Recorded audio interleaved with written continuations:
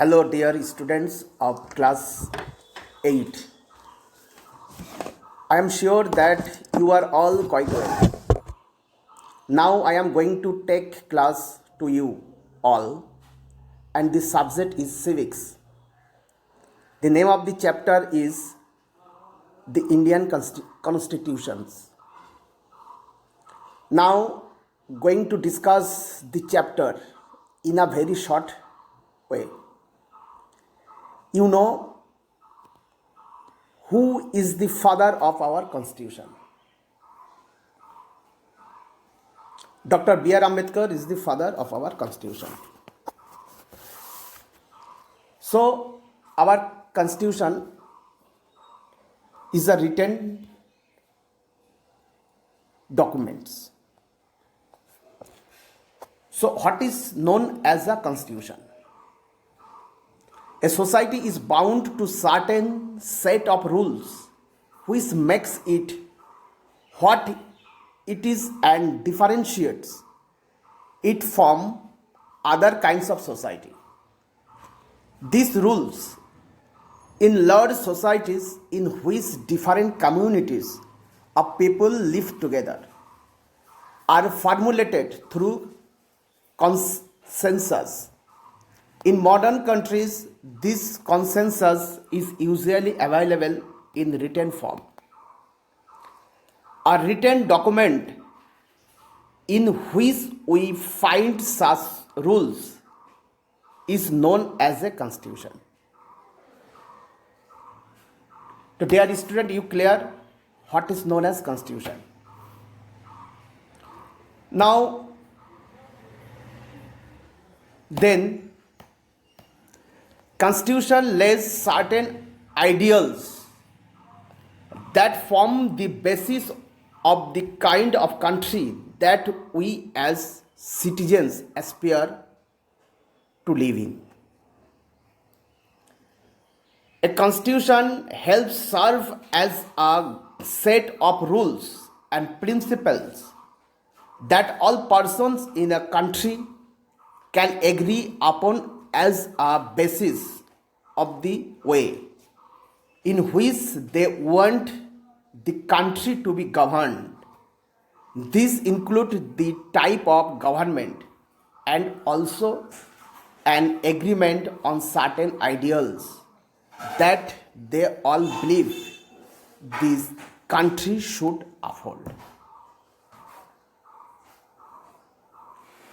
You know the country of Nepal? So once a time, Nepal was ruled by a monarchy. So it is a form of dictative form of government. So principles and ideals of a monarchy are quite different from those of a democracy. Therefore, soon after the transitions in the governing system in Nepal, the government started the process on making a new constitution of Nepal because the earlier one did not suit their new setup. The country of Nepal needs to change all its constitutive rules in order to usher in a new democratic society in which people had struggled for long. So the people of Nepal struggled to set up the government in a democracy way. You know what is democracy? So democracy is governed by the people, for the people, and that the people. It was said by John Abraham Lincoln, who was the president of America. Now the next, the constitution defines the nature of a country's political system. In a monarchy, king is the supreme power, whereas in a democracy, people rules the country. The government is run by the representatives elected by people at large. Clear? The next point is the Constitution also prescribes rules that guard against misuse the power by the in leaders in India. Such provisions have been made in the sections of fundamental rights. So, dear students, India Constitution include the 6 fundamental rights. You know what are they? So they are: number 1, right to equality; number 2, right to freedom; number 3, right against exploitation; number 4, right to freedom of religion; number 5, cultural and educational rights; and number 6, right to constitutional remedies. So we have 6 fundamental rights, and it's all fundamental rights are written in our constitution. Clear? So here one question: why do the people of Nepal want a new constitution? The answer is, the people of Nepal want a new constitution because the country, by moving from a monarchy to a democratic government, needs to change all its constitutive rules in order to usher in a new society. Clear? So the next is, what is federalism?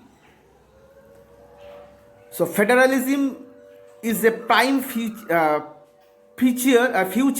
of our constitution, which refers to the existence of more than one level of government in the country. In India, there are governments at the state and the center. Panchayati Raj is the third tier of the government. Clear? So next, parliamentary forms of government. How to elect the parliamentary form of government? So parliamentary form of government is the other feature of Indian Constitution, which provides that the different tiers of government shall constitute of the representatives elected by the people. It also guarantees universal adult suffrage for all citizens. Clear? You know what is secularism? So, secularism is a key feature of Indian Constitution.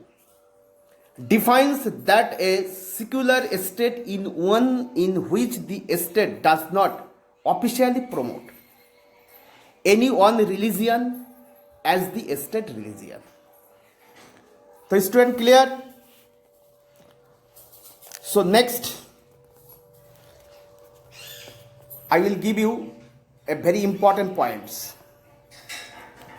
The point is, for this there was a need for constitution which could ensure a perfect democracy.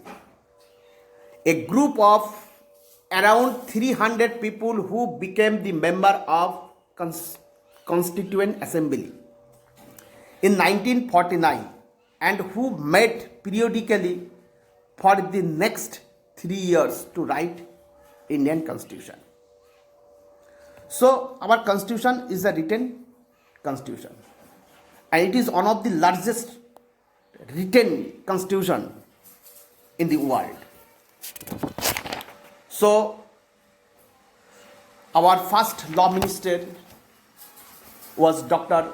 B.R. Ambedkar. and he became the chairperson of our constitution when it wrote. So next point is, what is representatives? The person who is elected by people through a general election to represent a constituency in the government. Clear, dear students? Now the last point is, the constitution thus plays a crucial role in laying out the ideals that we would like all citizens of the country to adhere to, including the representatives that we elect the rules to rule us. So I discussed the chapter. I'm sure you all understand this chapter. So some important questions are some important questions are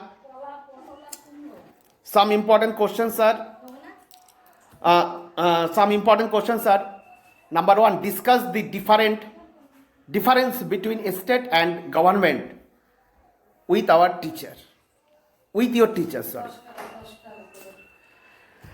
Government is responsible for administrating and enforcing law.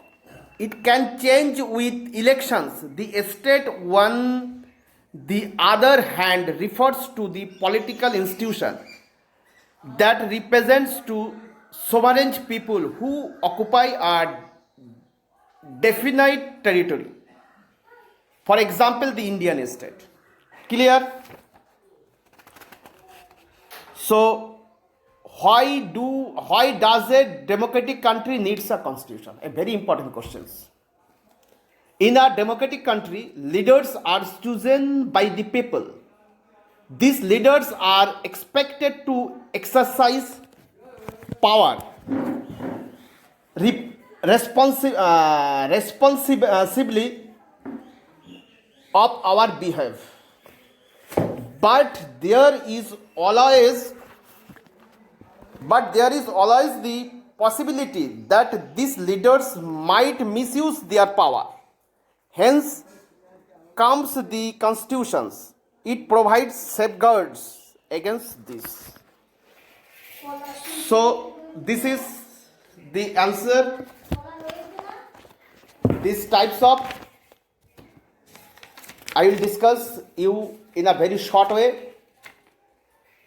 So the next I will give you some important questions. Please you do it at your home. First question is, what does the word estate refer to? Number 2 question, what do you mean by a secular state? What is democracy? Next question, what is dictatorship? Next, how many fundamental rights of India, and name them. Clear? What is federalism? And the last question is, describe the key features of Indian Constitution. And next I also add one question. Explain right to equality in details. Clear, students? I hope you will solve all the questions, and any problem, please contact with me. Thank you. Thank you all.